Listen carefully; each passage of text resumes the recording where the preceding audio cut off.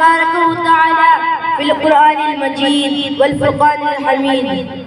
أعوذ بالله من الشيطان الرجيم. بسم الله الرحمن الرحيم. ذلك الكتاب لا ريب فيه هدى للمتقين. وقال النبي صلى الله عليه وسلم: الہی رونق اسلام کے سامان پیدا کر، الہی رونق اسلام کے سامان پیدا کر، دلوں میں مومنوں کے الفت قرآن پیدا کر. محترم حضرات، اسٹیج پر رونق افروز بزرگان دین اور حاضرین جلسہ، آج کی اس محفل اور آج کے اس مبارک اجلاس میں میرا موضوع سخن دنیا کی سب سے پاکیزہ کتاب اور مقدس کتاب قرآن پاک ہے. ہمیں چڑھتے سورج کی طرح یقین ہے کہ اس کا ایک ایک حرف سچا اور صادق ہے. وہ قرآن پاک جس کی زبان مقدس، بیان مقدس اور فصاحت و بلاغت کا ٹاٹی مارتا سمندر ہے، جس کے متعلق ارشاد ربانی ہے کہ قرآن وہ کتاب ہے جس کے صادق و برحق ہونے میں کوئی شک و شبہ نہیں، اور جس کے بارے میں محسن انسان حضور پاک رسول اللہ صلی اللہ علیہ وسلم نے ارشاد فرمایا: خیرکم من تعلم القرآن وعلمہ، یعنی تم میں سب سے بہتر شخص وہ ہے جو قرآن کو سیکھے اور سکھائے. دعا کیجئے کہ خداوند قدوس ہم سب کو قرآن پاک کی دولت سے مالا مال فرمائے. نوجوان دوستو، قرآن پاک خدا تعالیٰ کی طرف سے عطا کردہ وہ حسین تحفہ ہے جس نے 23 برس کی قلیل مدت میں ایک انقلاب برپا کر دیا، جس سے بڑے فصحاء، بلغاء، ادباء حیران و شدید رہ گئے، جس کی آیتوں کو سن کر پتھر دل موم ہو گئے. یہی وہ قرآن ہے جو رہتی دنیا تک انسانوں کے لیے سراپا ہدایت و رحمت ہے. یہی وہ قرآن ہے جس نے رسول کی رسالت کو اعزاز بخشا.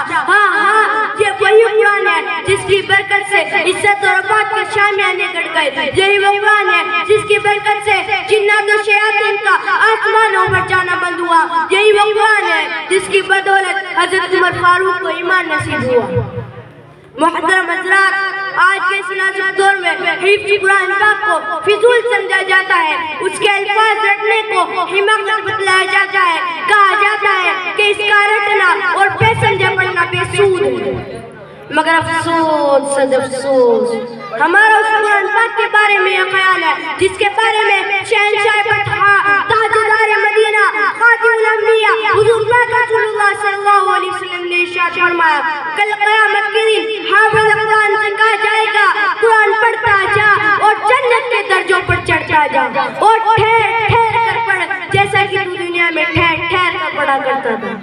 بس تیرا مقام اور ٹھکانہ وہی ہوگا جہاں آخری آیت پر پہنچے گا. محترم حضرات، قرآن پاک رب کائنات کا وہ عظیم کلام ہے، اور کیوں نہ ہو جبکہ اس کے اتارنے والا امین، جس کے ذریعے اتارا گیا وہ بھی امین، جس ذات پر نازل ہوا وہ بھی امین، جس مقام پر نازل ہوا وہ بھی امین، جس مہینے میں نازل ہوا وہ سب مہینوں سے افضل، اور جس رات میں نازل ہوا وہ 1000 مہینوں سے بہتر. محترم حضرات، اللہ کے رسول صلی اللہ علیہ وسلم نے فرمایا: کل قیامت کے دن حافظ قرآن سے کہا جائے گا کہ تمہارے والدین کو سورج سے بھی زیادہ روشن تاج پہنا جائے گا. غور کرنے کا مقام ہے، جب والدین کو اس گرہ نوازا جائے گا تو خود پڑھنے والے کا کیا عالم ہوگا. محترم حضرات، قرآن آیا تو زمین و مکان میں زندگی آئے، قرآن آیا تو عدل و مساوات کا پیغام آیا، قرآن آیا تو نور ملی، ایمان ملا، قرآن آیا تو باطل کے لہراتے جھنڈے ٹوٹ پڑے. محترم دوستو، قرآن آیا تو سب کچھ ملا، مگر افسوس صد افسوس، ہم نے اس کے دامن مقدس کو ترک کر دیا، ہم نے اس کی پاکیزہ تعلیمات کو بھلا دیا. نتیجہ یہ ہوا کہ وہ مسلم قوم جس کے سر پر عزت اور رفعت کا تاج تھا، ذلیل رسوائی کے گھر میں جا گری. وہ مسلم قوم جس کی ایک آواز پر افریقہ کے اندر رہنے والے خوخار درندوں نے میدان خالی کر دیا. آج ایک چیٹی بھی اس کا حکم ماننے کو تیار نہیں. محترم دوستو، صحابہ کرام کے کتب خانے میں قرآن پاک کے علاوہ کوئی کتاب نہ تھی، اسی کو لے کے وہاں کے بڑے. محترم حضرات، جان ہماری محفوظ نہیں، مال ہمارا محفوظ نہیں، نہ ہماری مساجد محفوظ ہے، نہ ہمارے مدارس محفوظ ہے. ظلم و ستم کی چکیاں مارنے گھوم رہی ہے. میرے پیارے دوستو، ایک دور وہ تھا کہ حامان بن ولید کا مقابلہ حضرت خالد بن ولید سے ہوتا ہے۔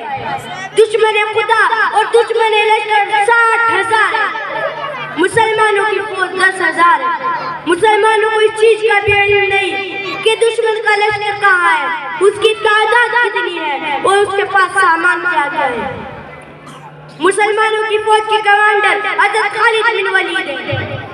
حضرت خالد بن ولید سے کہا جاتا ہے کہ آپ 300 آدمی لے کر جاؤ اور پتہ لگاؤ کہ دشمن کا لشکر کہاں ہے، اس کی تعداد کتنی ہے اور اس کے پاس سامان کیا کیا ہے۔ حضرت خالد بن ولید فرماتے ہیں کہ 300 کی ضرورت نہیں، صرف 30 آدمی کافی ہے۔ محترم حضرات، صحابہ کرام فرماتے ہیں کہ آپ کی ایمان قوت آپ کو نصیب ہو۔ آج کے اس نازک دور میں 30 آدمی کچھ نہیں ہوتے، کم از کم 60 آدمی لے جاؤ۔ چنانچہ 30 آدمیوں کا اور اضافہ ہو جاتا ہے۔ وہ مسلم قوم کا چھوٹا سا قافلہ آگے بڑھتا ہے۔ چند میل پر پہنچنے پر پتہ لگتا ہے کہ دشمن کا لشکر وہاں ہے، اس کی تعداد 60,000 ہے۔ حضرت خالد بن ولید فرماتے ہیں کہ جب دشمن کا لشکر سامنے ہے تو صحابہ کرام کو اطلاع کرنے کی ضرورت نہیں، ان کے لیے کافی ہے۔ سبھی صحابہ نے ایک رائے ہو کر کہا، جب ہمیں شہادت ہے، جب چوکے شہادت سامنے ہے تو اس کی تعداد سے کیا کروا۔ وہ مسلم قوم کا چھوٹا سا قافلہ سب بناتا ہے۔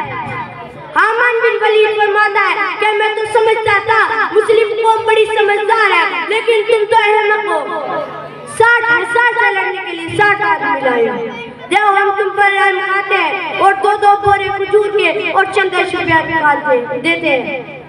جاؤ یہاں سے چلے جاؤ، کیوں اپنی جانوں پر ظلم کرنے آئے ہو۔ محترم حضرات، حضرت خالد بن ولید نے ذکر پر ہاتھ رکھ کر فرمایا کہ تو واعظ بن کر آیا ہے یا کمانڈر بن کر آیا ہے، تجھ کو شرم نہیں آتی؟ اپنی اس میں آیا کو واعظ کے پردے میں چھپاتا ہے۔ یہ سن کر حامان بن ولید جوش میں آتا ہے، فوج کو حکم دیتا ہے پکڑ لو ان 60 آدمیوں کو۔ محترم حضرات، خدا کے جاسوس سپاہی غصے ہوئے تو نظر آتے ہیں، پھر نہیں پتہ کہاں چلے گئے۔ صرف تلواروں کو کچا کچھ نظر نہیں آتا تھا۔ صرف 3 گھنٹے میں فیصلہ ہو گیا۔ سورج گواہ ہے، چاند گواہ ہے، تاریخ شہید ہے کہ 60 نے 60,000 کا منہ پھیر دیا۔ محترم حضرات، میں آپ حضرات سے پوچھنا چاہتا ہوں کہ وہ کون سی چیز تھی جس نے صحابہ کرام کے اندر طاقت پیدا کی؟ محترم حضرات، یہی وہ قرآن تھا۔ محترم حضرات، آج ہم نے 2 پیسے کے لالچ میں اپنے بچے کو دین سے دور رکھا اور ہماری نظر اخروی نعمتوں کی جگہ دنیاوی ڈگریوں پر رہی، تو یاد رکھیے کل قیامت کے دن خدا کے یہاں بھی جواب دینا ہوگا۔ بس میں اس شعر کے ساتھ اپنی تقریر کو ختم کرنا چاہتا ہوں۔ یہ گرمی، یہ سردی، یہ بارش، یہ دھوپ، یہ چہرہ قد اور یہ گورو، چرندوں درندوں پہ قابو دیا، بھائی دے کر کے تجھے بازو دیا، بہن بھی دی اور شک و شفقت، یہ رشتہ ہے ناتا ہے گھرانہ ہے گھر، اولاد بھی دی دیے والدین، الف لام میم قاف عین غین، اور ان پہ کتاب ہدایت بھی دی، نبی بھی اتارے شریعت بھی دی۔ اتنا کر سکیا تیرے لیے، بتا تو نے کیا کیا میرے لیے۔ وَقَدْ عَلَى الْحَمْدِ لِلَّهِ رَبِّ الْعَالَمِينَ۔